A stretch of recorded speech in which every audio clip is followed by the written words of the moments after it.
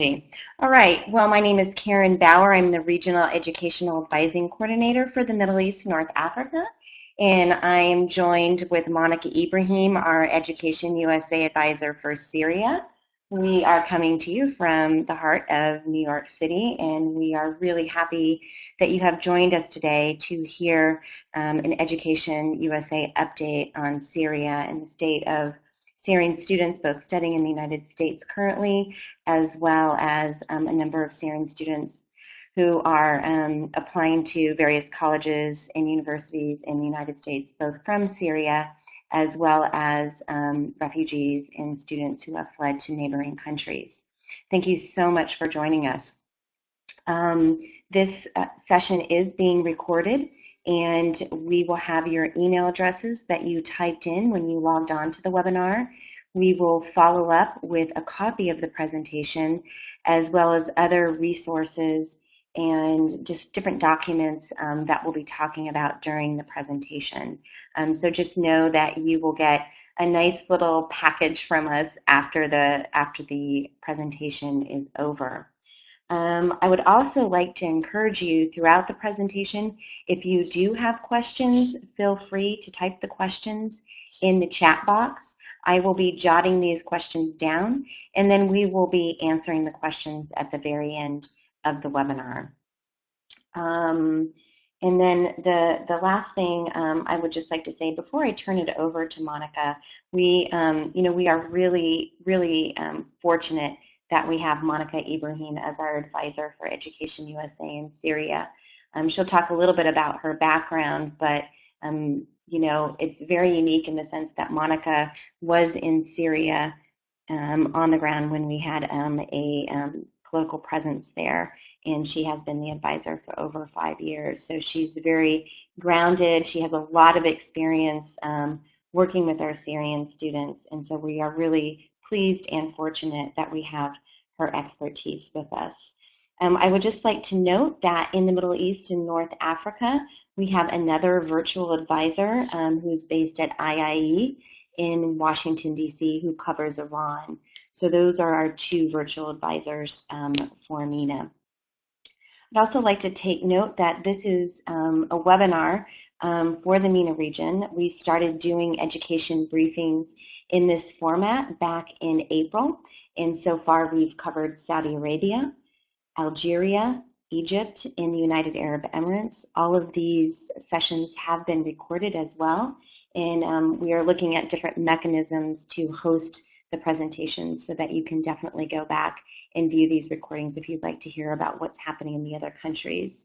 Going forward, the next webinar will be on Jordan, and that will be in August, and I will continue to schedule these throughout the year, so something to look forward to. And on that note, I'm going to go ahead and hand it over to Monica. Thank you, Karen, and thank you to all of you for joining us today for today's webinar. So just to give you some background information about Education USA Syria, as Karen had mentioned, I was initially based out of the Public Affairs section in the U.S. Embassy in Damascus. And then in 2011, I was evacuated. And since then, I have been using virtual advising platforms to continue to reach Syrian students. And I'm currently based out of New York City. I advise students using email, Google Plus Hangouts, Skype, Twitter, and Facebook is actually probably the primary method of communication that I use. Amazingly enough, students are able to connect to Facebook even if they don't have access to the internet or electricity even. They're able to still connect to Facebook through their phones. So that's oftentimes how I'm able to reach students. I just wanted to provide a quick glossary of some terms that I will be using throughout the presentation, just so that you're familiar with the acronyms. And so SAR refers to the Syrian Arab Republic, which is regime controlled. SIG or SIG refers to the Syrian interim government, which is opposition controlled. Daesh is the name that I'm going to use to refer to the Islamic State in Iraq and the Levant, ISIL. MOE would be the Ministry of Education. MOHE would be the Ministry of Higher Education. And then when I refer to refugee host countries, those would be Lebanon, Jordan, Turkey, Iraq, and Egypt. And I forgot to include on here IDPs would be internally displaced persons. So if we look at the Syria Open Doors statistics for 2014-2015, and the IIE Open Doors stats tend to lag behind a year, so the new set of stats will come out this fall. But if we look at the statistics, we can see that the number has been increasing each year. So in spite of all the challenges, the total number of Syrians studying in the US does continue to increase. So right now there's almost 800 Syrian students currently in the States. And we can see on the right-hand side that almost half of these are undergraduate students, and there are around 246 graduate students. Of the undergrad students, many of them are transfers. And in addition, they're often non-traditional students who could have gaps in their education of several years and who could be older. The most popular fields of study are the STEM fields, particularly engineering and computer science, and there are also a lot of students interested in business and architecture degrees as well. About half of the students that I advise are still currently residing within Syria, and half are refugees residing outside of Syria. So speaking of refugees, I included this slide just to give you an idea of what the refugee situation looks like. So as we can see, Turkey hosts the largest number of Syrian refugees, over 2 million at this point, followed by Lebanon, which hosts over 1 million. These numbers are quite staggering, especially since they only reflect the number of people who are actually officially registered with UNHCR. So it doesn't calculate the urban refugees who are living in these countries who aren't officially registered. So the actual number is probably much higher. In 2015, IIE estimated that about 450,000 university-age students had become refugees. And of those, about 100,000 are believed to be qualified for enrollment in universities. Many are unable to enroll in universities in host countries due to language, political, and financial barriers. Limited opportunities exist for refugees in these host countries, unfortunately. Another staggering figure is the number of IDPs, internationally displaced persons, within Syria. So we tend to oftentimes focus on the number of refugees, but we forget that there are 6 million internally displaced people within Syria at this point. So certainly this would have a negative impact on their education, which we will discuss in the next slide.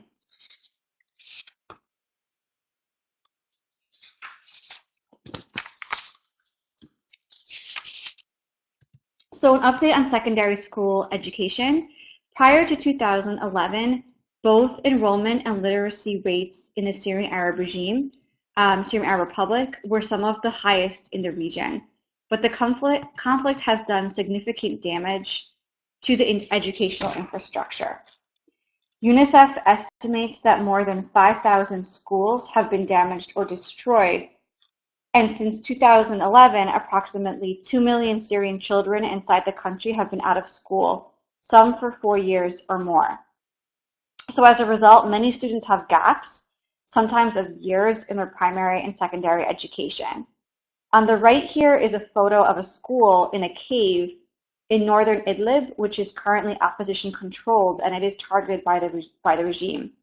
Schools in opposition controlled parts of the country have often been destroyed, and makeshift schools like these in caves or trailers are common. In areas of Syria that are still controlled by the government, the Ministry of Education has been committed to providing access to basic secondary education, and they are continuing to administer the grade 9 and grade 12 Syrian National Baccalaureate leaving exams. These exams are only administered in areas directly under the control of the regime.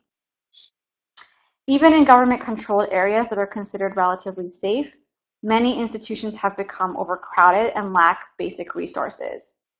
As a result, several schools have adopted a double shift approach, which allows them to instruct 2 different cohorts per day. However, in order to accommodate this double shift approach, time spent on teaching subject matter has been cut to a half day instead of a full day.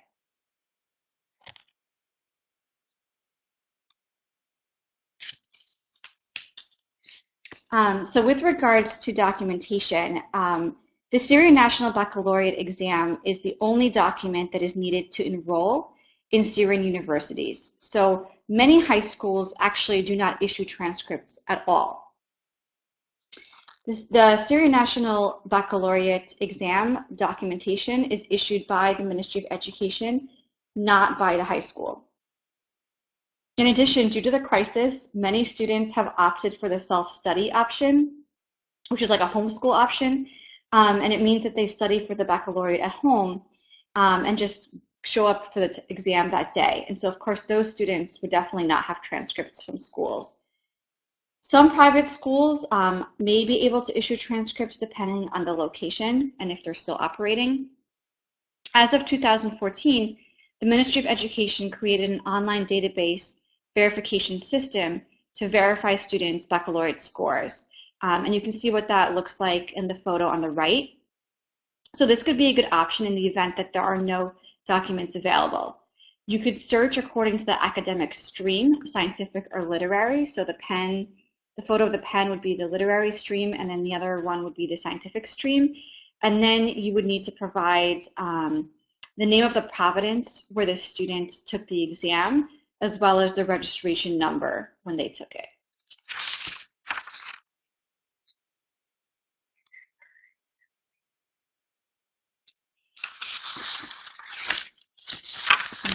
Okay, so let's talk now about the Syrian interim government and what they're doing with secondary education.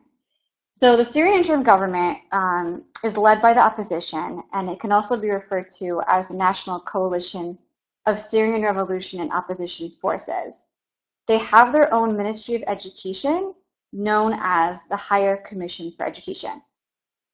They have revised the Syrian national curriculum, and they're administering it in opposition-controlled parts of Syria. These revisions include removing National Socialist education and history, along with any references to the Ba'ath Party and the Syrian government.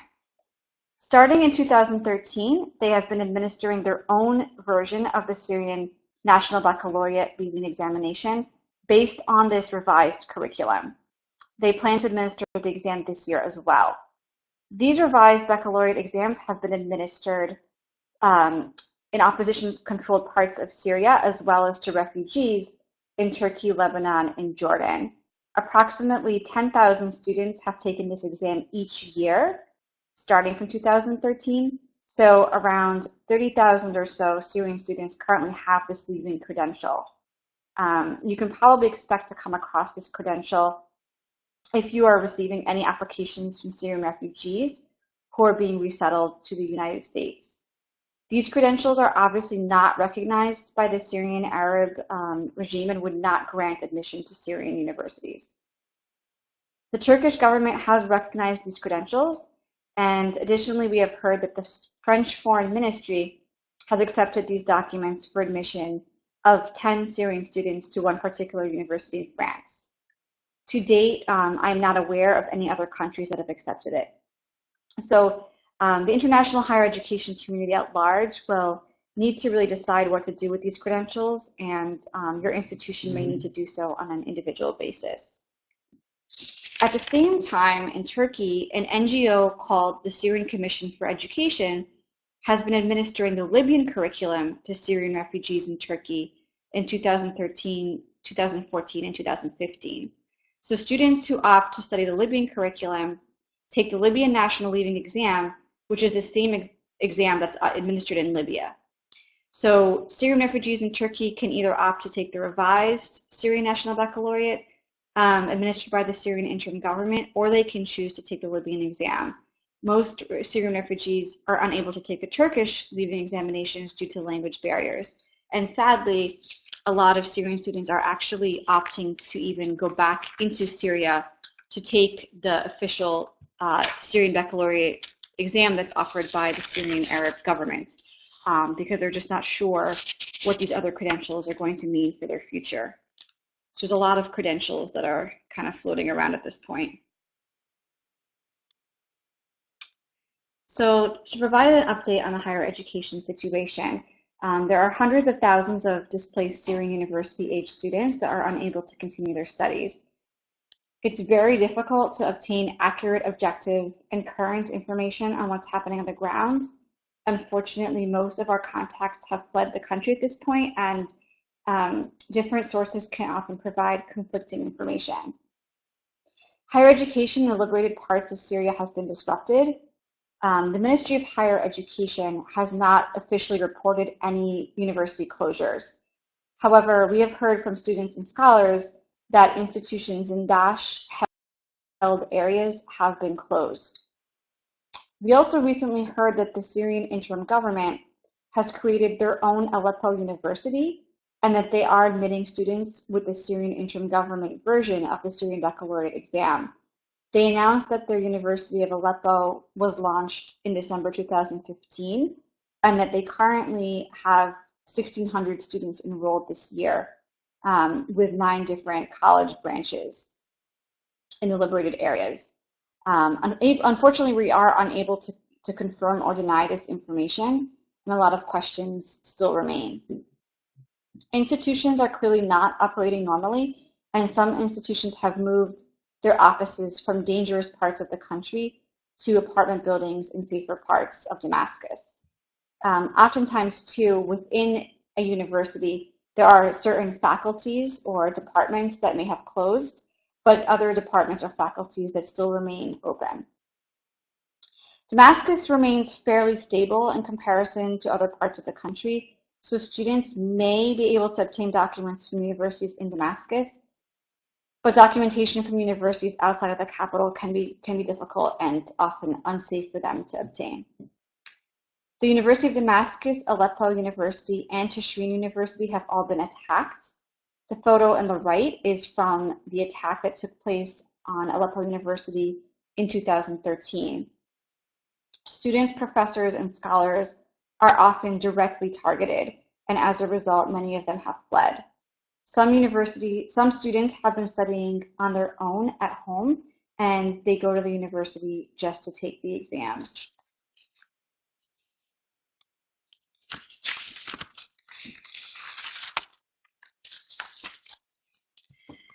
So I included this map just to show how complex the crisis in Syria has become.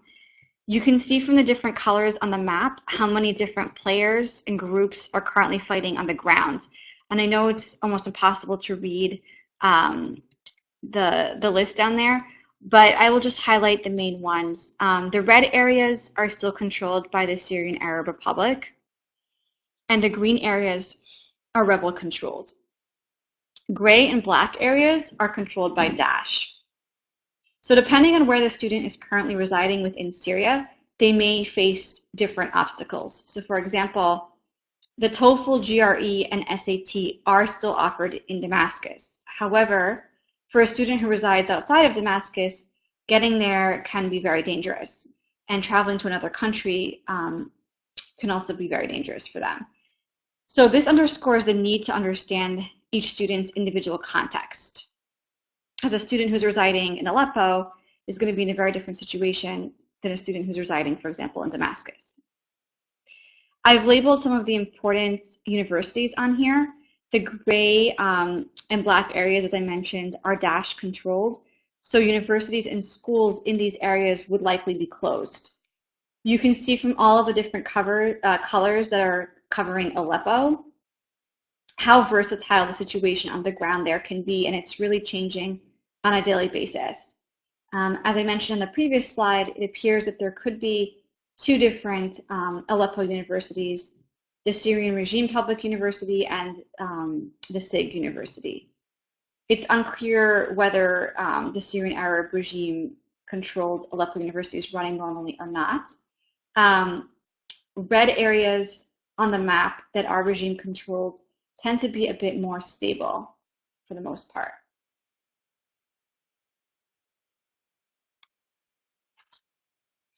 With regards to documentation, this can be a huge problem for Syrian refugees.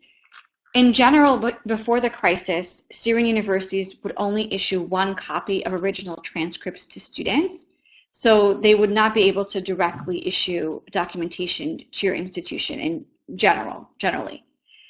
Students would then need to take their original documents with them to the university in order to obtain certified stamped copies that would be authorized by that institution.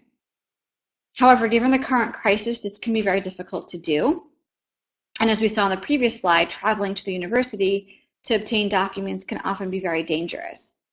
Refugees who have fled the country without any kind of documentation will be unable to obtain transcripts once they've already fled. It's important to note that for some students, they could also be denied access to their documents due to their political affiliation or evasion of mandatory military service. There's unfortunately no way for us to verify credentials for students, and the Syrian Ministry of Higher Education, as well as Syrian universities, usually cannot be reached and could not verify credentials either. There's also difficulty for students who are transferring credentials in the absence of detailed transcripts, syllabi, or course descriptions. The term refugee is used a lot these days, but I wanted to differentiate between refugees that fall into two different categories. It's important to understand the differences between these two groups. So on the left, we have F1 visa students, which includes, of course, students still residing within Syria or those who are internally displaced within Syria, as well as what we call urban refugees. And these are students who have relocated to countries outside of Syria, but who are not officially registered refugees with UNHCR. On the right, we have refugee students who are officially registered with UNHCR and who will be, or who have been, resettled to the United States. President Obama announced earlier this year that the US would commit to admitting 10,000 Syrian refugees, and about half of those have already begun to arrive in the US. So those students would fit into the category on the right-hand side. It's important to note that for registered refugees living on campus, living in the camps still, in Lebanon, for example, or in Jordan or Turkey, who are still waiting to be resettled, it would be very difficult for them to obtain a student visa to come to the US, since they would clearly not be returning to their home country. So those students that are in the camps right now, unfortunately, are often stuck in a waiting game as they hope to be resettled somewhere. Syrian students who come on F1 visas may be able to obtain transcripts and documents if they are still residing within Syria. However, refugees who have fled without documentation generally would be unable to do so. Syrian students coming on F1 visas would obviously be international students. However, refugees who are being resettled to the United States would likely be applying as domestic students rather than international ones. This can be problematic as they can often get lost in the system and might not receive the support that they could need. Syrian F1 visa students have very limited financial options, and funding is a huge barrier for them, whereas for refugees who are being resettled, they would be eligible for FAFSA as well as other financial aid opportunities, just like any other domestic students. Both groups of students are likely to be non-traditional and could have gaps in their education or could be transfer students. And Syrian students coming on F1 visas may have trouble accessing standardized testing, especially as we mentioned before, if they're still within Syria, residing outside of Damascus. However, for refugees who are being resettled to the US, they would have access to these tests in the United States.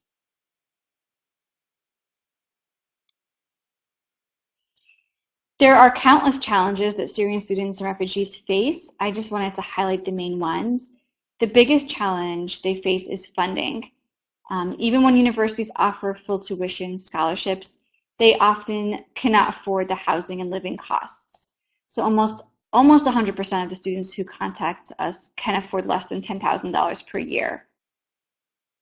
As we already discussed, obtaining documents can be a huge challenge, not just with regards to transcripts, but even with regards to letters of recommendation, since a lot of professors and teachers have fled the country at this point.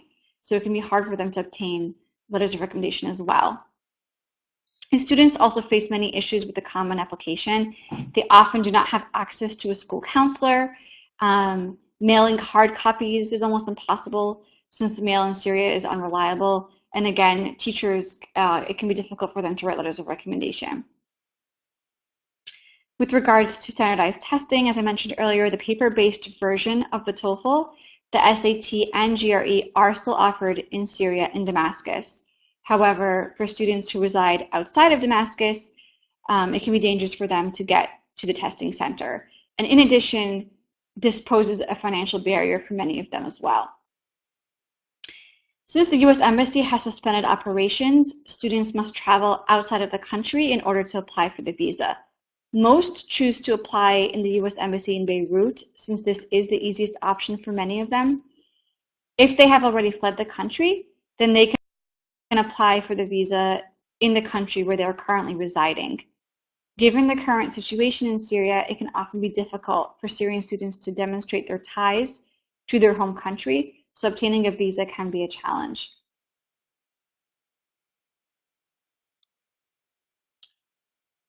Here are some best practices and suggestions to help mitigate some of these challenges.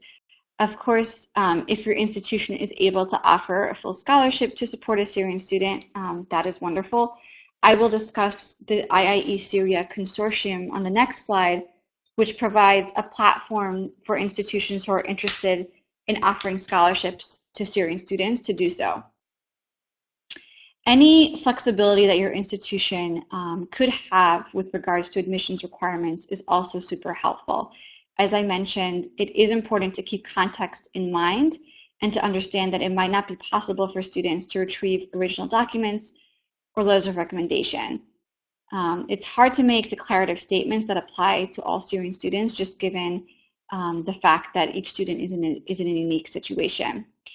In the absence of documentation, perhaps placement tests, if they're currently already residing in the US, could be used, as well as standardized testing to evaluate students' academic preparedness and level. Some institutions in the past have accepted the Syrian National Baccalaureate exam, for example, in place of the SAT, if students are unable to provide SAT scores. Other institutions have been able to conduct Skype interviews combined with essays in order to successfully evaluate students' English language skills in place of the TOEFL.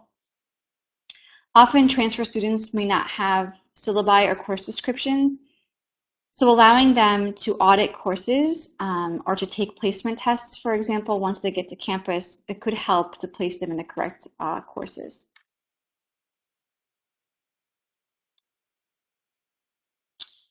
So these are some of the current initiatives that are taking place in the United States.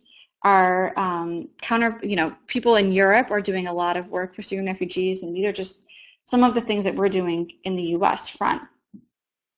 The IIE Syria Consortium for Higher Education in Crisis was launched in 2012, and it was led by the Institute of International Education along with Syrian NGO JSUR, the Illinois Institute of Technology, and the State Department. And it's a consortium of universities all over the world that are offering scholarships specifically for Syrian students. Students would then need to apply directly to these institutions for both admissions and funding. The IIE Scholar Rescue Fund provides fellowships to supporting visiting appointments for threatened Syrian scholars to continue their work in safety at partnering academic institutions worldwide. In 2.5 years, the IIE Scholar Rescue Fund has awarded fellowships to more than 75 Syrian professors and researchers. If your institution is interested in joining the consortium or in hosting a scholar, please check out the appropriate links on the following resources slide, which I will also be emailing to all of you in the follow-up email for more information on how to do so. A few months ago, the U.S. Department of State launched a university engagement toolkit. We had noticed that we were getting contacted by many student groups on campus who wanted to do something to help Syrian refugees. And we started hearing impressive stories about what these groups were doing to raise money and raise awareness and to help Syrian students enroll in U.S. institutions. So this toolkit was created by many different colleagues at the State Department in order to highlight these initiatives and to hopefully inspire other student groups and universities to follow suit. So we hope it can be a useful tool. That's a picture of it on the right, and I will also include a copy of that in my follow-up email as well.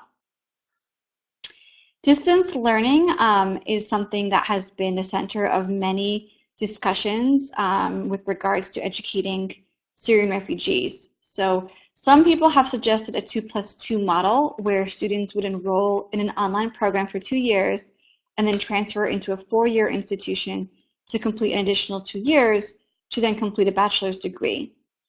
So more partnerships with online programs in universities could create a lot more opportunities for refugee students. For example, Huron University, which is a German online university, offers free online courses to refugee students. University of the People in the US is also currently offering free online courses to Syrian refugees, and they have recently partnered with the University of California, Berkeley, who will be accepting graduates from the University of the People and will allow them to complete their bachelor's degree at Berkeley. And University of the People is looking for other institutions to partner with. A couple of weeks ago, during Refugee Week, the U.S. Department of State announced a partnership with Coursera to offer free online courses to refugee students. One of the challenges with the distance learning model, however, is that refugees often do not have access to the internet or access to computers. That could be a challenge. But nonetheless, there's a lot of potential, I think, in this space for more development. And coming soon, IIE is currently developing the Platform for Education in Emergencies Response, known as PEER, to connect Syrian students with educational opportunities that are currently available. So it will be a web-based platform with an online database of scholarships and services for Syrian students, and they're looking to have a virtual student advising function to help students pursue these opportunities. So that's something that they're looking to launch in the near future.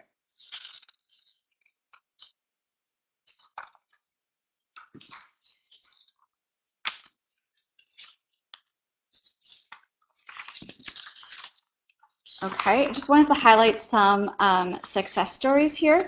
So the IIE Consortium has provided 158 scholarships to Syrian students since 2012 and 89 emergency student fund grants to Syrians who are currently enrolled in U.S. institutions.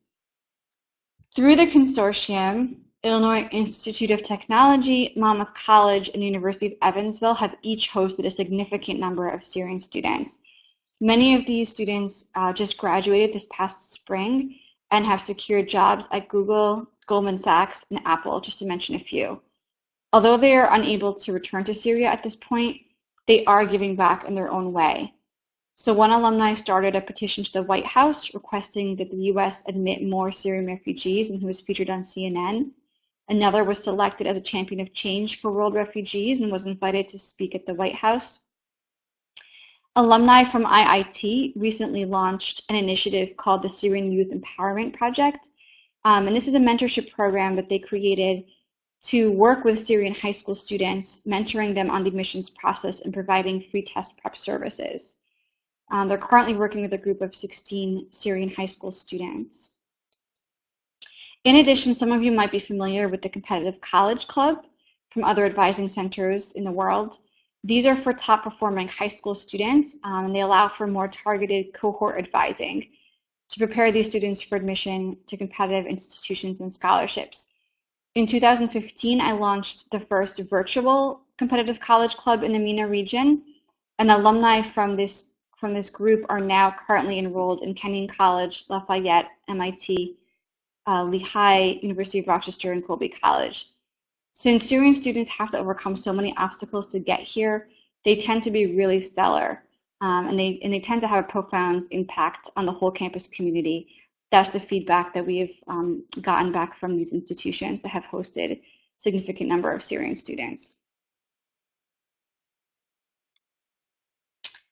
So how can we help you? These are just some examples of how we can help to navigate the unique circumstances that Syrian applicants are in. We can help provide the context for students' applications and helping you understand them. So, for example, depending on where the student currently resides, I can help you figure out if it's possible for a student to take a standardized test or not. We can also help you understand what's happening on the ground and determine whether or not it might be possible to obtain documents from a certain institution. Unfortunately, we're unable to certify credentials. However, we can help you to understand grading scales and sometimes advise on what to look for in the documents.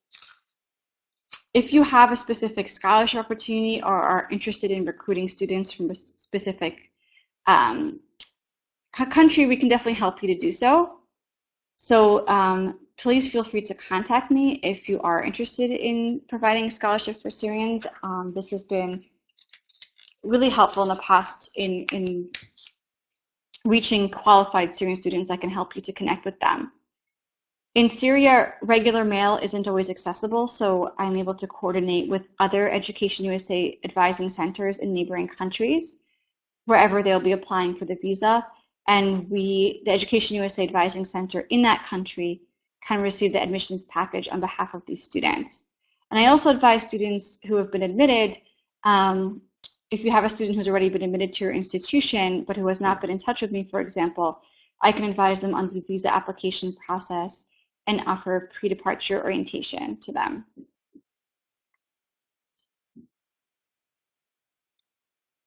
So these are some helpful resources. I will be sending this out in an email along with PDF format of these slides and the recording.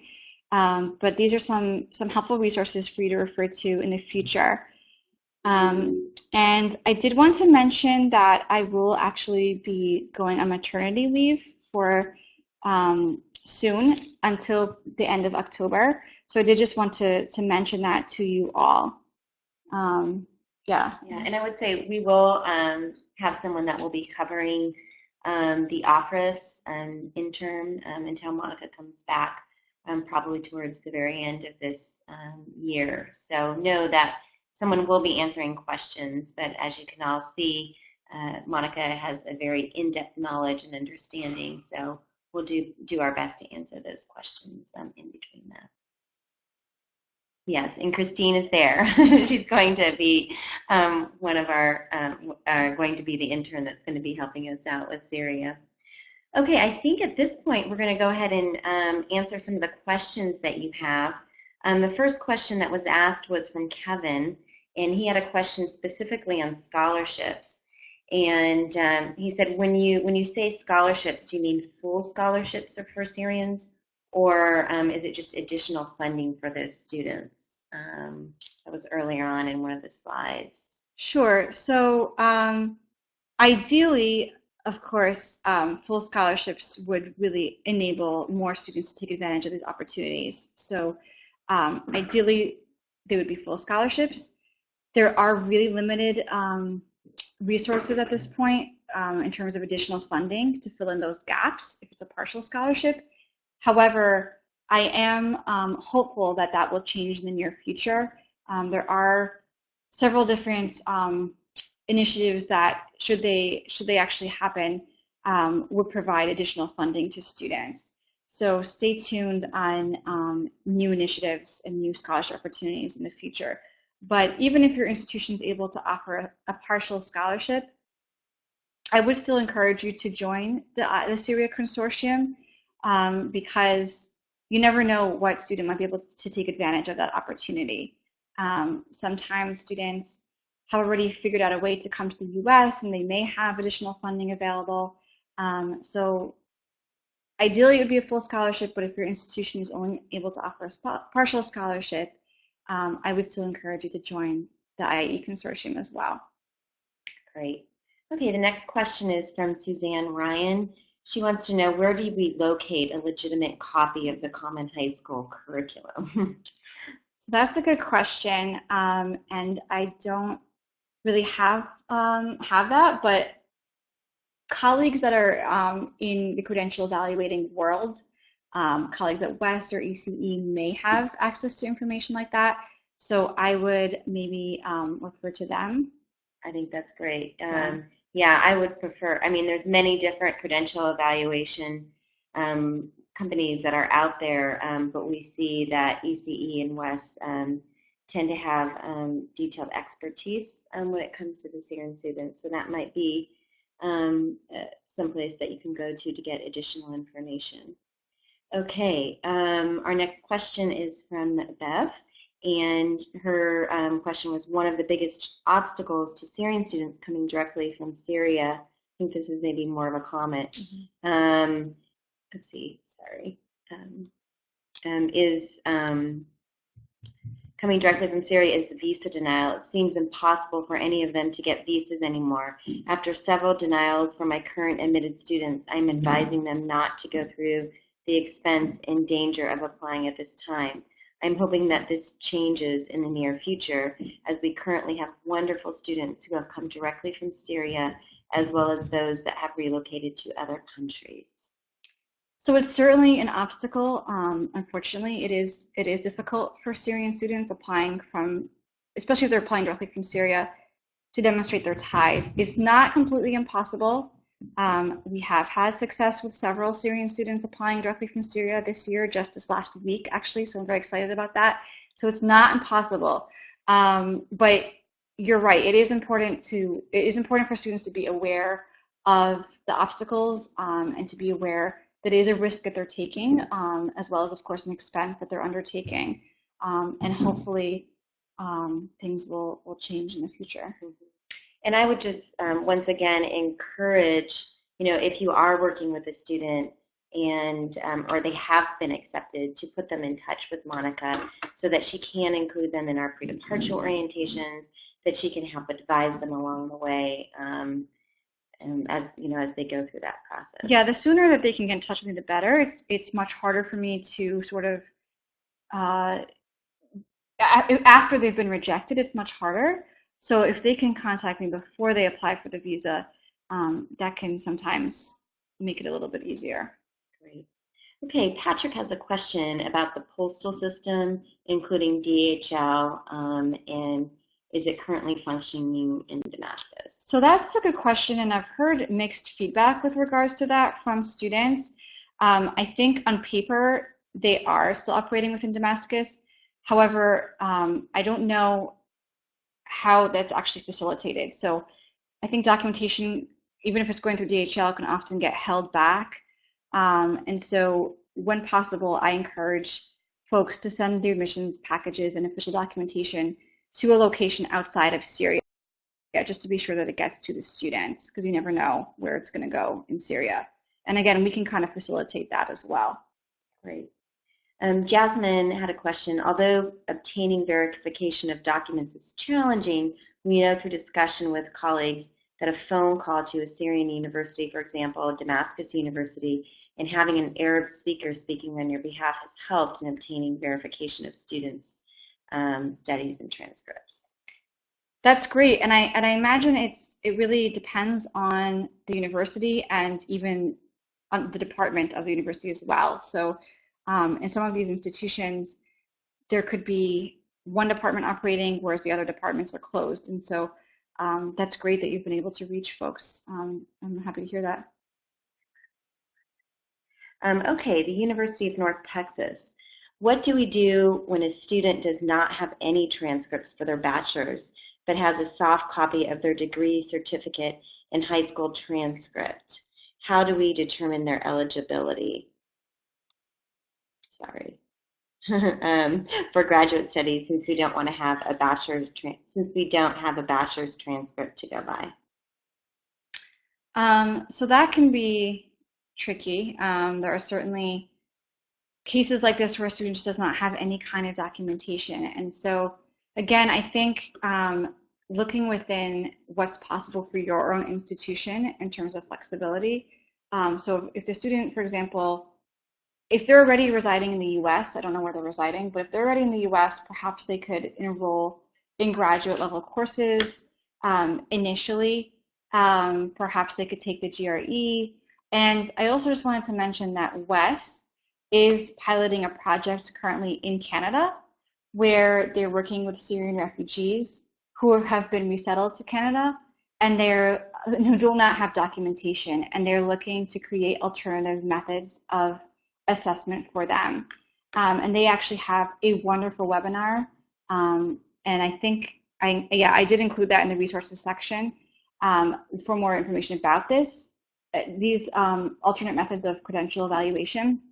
And they are looking to extend that to the US eventually. So fingers crossed that this program is successful. But they've also included, ideas for how to recreate history for a student in the absence of real documentation. Also, ECE has been doing some work as well. I'll be at Rutgers for the International Association of College Admission Counseling next week, and we will be doing a presentation on supporting refugee students when it comes to documentation. So that's another, if you're going, that's another place to get additional information. Okay, Samantha has a question. One second. There's quite a few coming in. Her question is, are you seeing trends in what students want to study besides engineering and business? So computer science, as I mentioned, is definitely probably one of the most popular majors, as well as there are a lot of architecture students. But there are students that are interested in pursuing other fields, liberal arts fields. Recently, I've seen students who want to study international relations or political science or education, and these are fields that I never saw interest in prior to the crisis. And so there are students that are interested in some of the other humanities and social sciences fields as well. Not as many, but there is interest in those fields as well. Great. There was also a related question about interest in English as a second language studies, or mainly for the purposes of going on to a degree program, and if you're seeing any of that. So the challenge with ESL programs is that funding is an issue for sure, but also in terms of obtaining the visa, it is definitely harder for English language programs. It's already a challenge for degree programs, and it's definitely even more challenging for ESL programs because a lot of students in the last couple of years came on ESL programs and then they kind of run out of funds and are sort of stuck now. And so because of that, it can be difficult for them to obtain visas for these programs. Great. Okay, Jasmine had a question or just a comment about members of our professional association. Yes, the Association of International Credential Evaluators have been successful in the evaluation and verification of Syrian documentation. And she's included some additional information about their services. Great. Okay. We have another question. After a student graduated as an international student, if he or she couldn't find a job in the United States, what options have they? Is it safe to go back to Syria? So that's a good question. If OPT, OPT is an available option to these students. So hopefully they are able to take advantage of that opportunity. And if they have studied a STEM field, I believe they can remain in the US for up to 27 months legally. So a lot of students are on OPT, which is great. There's also temporary protective status is currently not open for Syrian students. However, we are keeping our eyes, open to that and our ears. So it's a window that opens and closes and allows Syrians to apply to legally remain in the US. And that has been an option in the past for Syrian students. We're hoping it will become available in the near future, but we don't have information about that at this time. Most of them do not feel that it is safe for them to go back to Syria. So some of them have opted to leave the country and have to go reside elsewhere. But I don't know of many Syrian students who have returned to Syria once they graduate.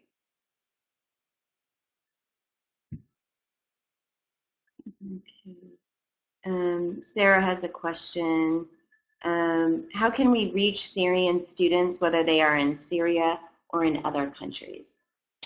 So I would say, again, if your institution is able to provide any kind of funding, I would encourage your institution to join the IIE Syria Consortium, because that's a platform where Syrian students can access opportunities and information and get in touch with you and apply directly to your institution. And I always share on my social media networks these kinds of opportunities with my students. So I would say that's probably the best way to reach students. Excellent. All right. If there are any other questions, we're kind of closing in on the hour. We'd really like to thank you for joining our webinar. As noted when we started, this session has been recorded. We have all your email addresses that you used when you logged in, and we will be following up with an additional email. And I would just like to take note once again that the next webinar for the Middle East and North Africa will be in August, and that will be on Jordan, and Education USA advisor Nawal Kutub will be presenting. The other thing that I just would like to mention, I know that many of you will be coming to the Education USA Forum that takes place annually in Washington, D.C.